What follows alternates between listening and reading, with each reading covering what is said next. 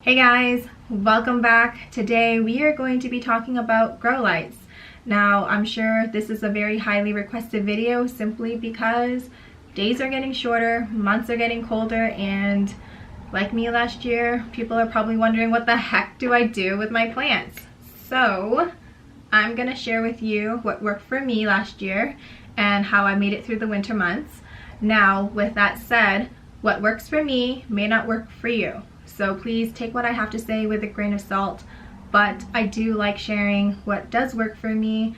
So if you like informative videos like this, please hit the subscribe button, drop a comment down below and give me a thumbs up so I know that you like videos like this. And we'll just get right into it.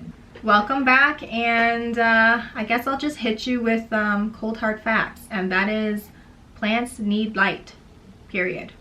Regardless if people say, oh, that plant will be okay in low lights. Low lights does not mean no lights. That's just a fact.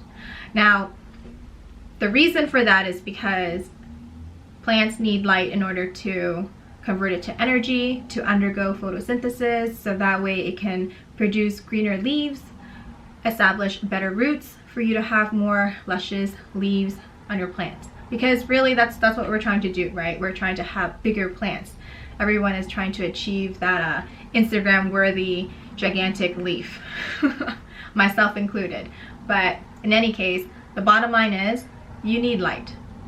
Now this brings us to the question, which grow lights should we use? Because there's so many out there. There's like red and blue, full spectrum, and then you go back and look at red and blue and there's different ratios, and you know, as a beginner you're probably like, well, which one do I use? Because that was me. I was that person. I was like, I don't understand why you would need blue lights or red lights. So I'm gonna share with you today like the layman's term of red and blue light versus full spectrum, and pretty much what your plant needs is going to dictate what kind of grow light you're gonna pick up.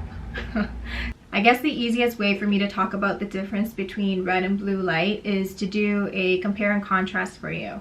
So red light typically is used to stimulate vertical growth. So if you use only red light, the plant is going to grow taller, but the leaves are going to be thinner, and it might not be as green as you would like it to be. So blue light is going to counter that, and that's probably the reason why a lot of manufacturers always have blue in their LED lights. So blue lights are going to inhibit the vertical growth, and it's going to make it shorter, it's more compact, it's going to give you bigger leaves, and it's actually going to make your leaves more green. So fun fact, if you're growing kale or lettuce, you're going to want to use more blue lights because it's going to keep your vegetables more compact, and it's going to give you greener leaves. And obviously if the leaves are more green, there's going to be more health benefits in there, such as antioxidants, that, you know, the whole reason why kale salad is now a thing, because of the antioxidants and health benefits. All right, now with that said, I guess the next thing that people want to talk about is how do we get our plants to flower? And quite honestly, that depends on the type of plant that you have. So there's long day plants, short day plants, and neutral day plants. And long day plants typically require 14 to 16 hours of light. Short days only require 10 to 12, and neutral is about 12 hours of light. And with that said, when you have high intensity red and blue, it's actually going to promote flowering in long day plants. So if you have a short day plant and you give it high intensity, it's actually going to inhibit the flowering process of the plant. So for me, all of my grow lights are on a 12-hour timer, and they just get 12 hours regardless if it's a long day, a short day, or a neutral. That's what you're getting, because I have a very busy lifestyle and I can't be bothered to think about how long I should be giving my plants light. That's just not practical for me. So now moving on to full spectrum. Personally for me, that is the type of light that I prefer. If you look back here in my IKEA cabinet, the lights that I have there are full spectrum, and visually what you're gonna see is white light. Now, even if you have full spectrum, it can run more cool, so it can be more blue, and it can be more warm, and that's just because it has more red in it. Red and blue light emits this purpley or pink, depending on the ratio, pink light. I don't prefer that just because my plant room is also my office space, so too much of that strange color is just going to give me a headache. So that's the ideal like light that I prefer. So over here where my XO tank is, I do have a full spectrum light. However, it does run warmer, and that's because there's more red lights in it. Personally, I don't really prefer warm light. It gives me a little bit of a headache, but do it for the plants, right? Now moving on to heat. Grow lights do emit heat. That's incredibly dangerous, especially if you're not home to catch it. It's also kind of sad for the plant as well, because obviously if the leaves are too close to the light, it's going to scorch it and it's going to burn. So over here in my XO tank in this little corner, the lights that I am using over here, they do emit some heat. So that's, I'm gonna have to just show you my setup of my situation later, but there's a reason why I have those particular lights kind of like hanging away from the plants, and it's not actually touching any of the leaves. Whereas my IKEA cabinet over here, they don't emit very much heat like at all, which is why I was able to put my Florida Ghost directly under the light, and the leaves were actually touching the lights, and it was perfectly fine.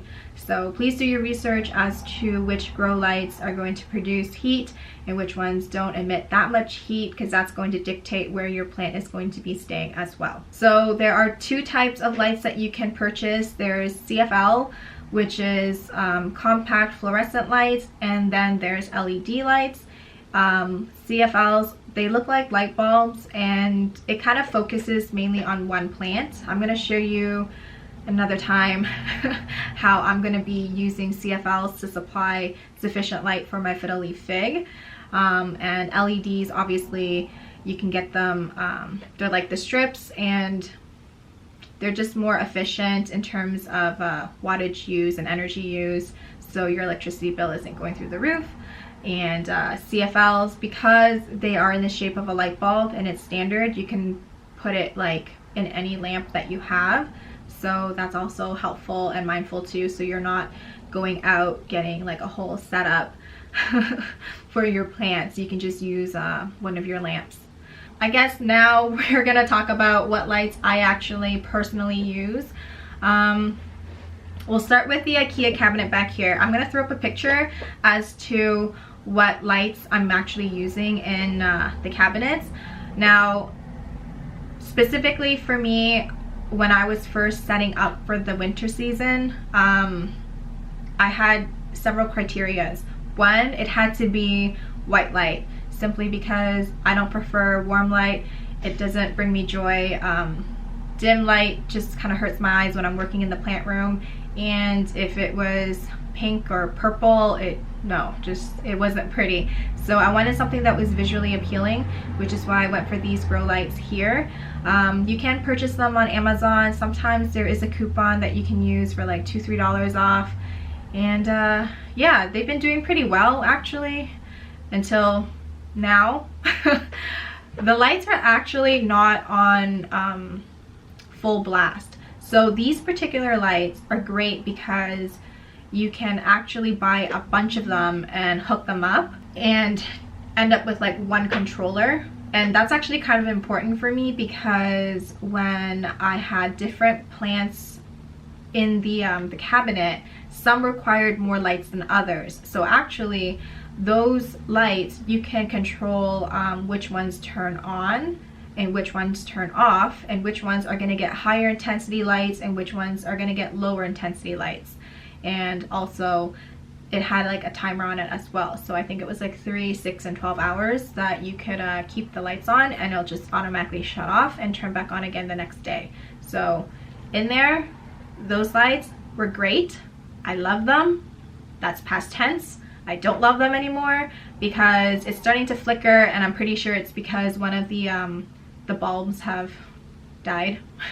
But mind you, I've had it for like a year now, so I guess I shouldn't be too upset with it. I'm probably just gonna keep it going until it completely dies. And over here in my EXO tank, I have these lights.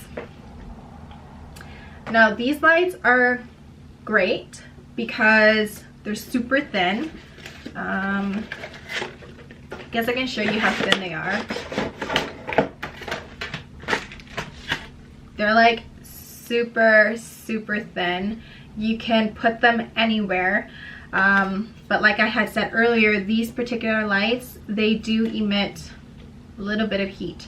So my setup for my EXO tank, these lights are actually sitting like on top of the lid. So there's like the mesh that's underneath it. That way it doesn't burn any of my plants. But mind you, my EXO tank is fairly tall, so I really wouldn't be having that type of issue anyways. But just for the fact that I know that it's gonna emit some heat, it does terrify me a little bit. So I'm gonna just keep it above the, on top of the mesh. Now, there are some grow lights out there that produce too much of a high intensity of light, so it does scorch their leaves, and I have seen some people put like wax paper over it to kind of dissipate the light and diffuse it a little bit. But honestly, if you're gonna have to go through the trouble of putting wax paper over your lights to ensure that it doesn't burn your leaves, just get a taller shelf, or just don't even use them. That's my advice for you there. Just because it's like, I mean, wax paper, I understand that if it works in the oven and it doesn't burn, it shouldn't be an issue, but why take the risk? I don't know, that's just my opinion. In any case, these guys are doing great for me. Because it's so thin, you can put it anywhere and it looks very discreet. There is a timer on these ones as well. It's 3, 6, and 12. However, you can't hook up a bunch of these, so you can only really do 2. So one box is going to give you 2 of these panels, and they only work with each other. Now with those lights back there, one box gives you 4. Yeah, one box gives you 4, and I purchased 2, and I was able to like connect them all and use one controller. If you use these ones, you're gonna have multiple plugs, which is kind of annoying because then you're gonna have to get you know, like a power bar to make sure that everything is fully functional and working. But I guess if one of these panels were to die, I can just pick up another one, whereas with this one I kind of have to replace the whole thing. So those are the pros and cons that I'm currently dealing with right now. Also, these guys over here, I can dim them up to like 10 settings, I believe. And with these ones, I don't think I can dim them at all. Like that's what you're getting is what you're getting. You can't dim them, which again is fine with me because I kind of have my plants situated in a way where the intensity of the light isn't going to affect it too much. If I need the lights to be, you know, higher in intensity for my plants, I'll just move the plant closer to the light. Like it's a non-issue for me, but I know that, you know, your setup might be different, so that's also something to keep in mind. So with that said, the LEDs do come in different shapes and forms. I'm going to throw up a picture for you. I had a couple of questions as to what grow lights I'm using on like the side wall over here, and they're these lights right here. I purchased this off of Amazon. I actually really like them because it has a stand and you can, you know, change the height on the stand, and the arms actually extend fairly far, so you can like tilt it up, down, sideways, whatever way that you need. And I personally like to manipulate my plants to like for the leaves to face a certain way, so these lights are great for that. And if you don't want to have a grow light stand like this one, you can purchase this. I also have this one as well. These are great if you know, just have something that's on your table. These will just clamp onto the side of your table and you can manipulate the arms of the lights. Now, the only stipulation with this is the height. If your plants are too tall, then you're out of luck there. You might want to opt for the stand, but these are good if you just have like smaller plants that just need some light to give it enough energy to grow. So those are the types of grow lights that I've been using and what has worked for me last year. Fingers crossed they carry me through this season, and I hope you found this video helpful and you learned something new. Please, again, hit the subscribe button, drop a comment down below and give me a thumbs up, and I'll see you guys next time. Bye!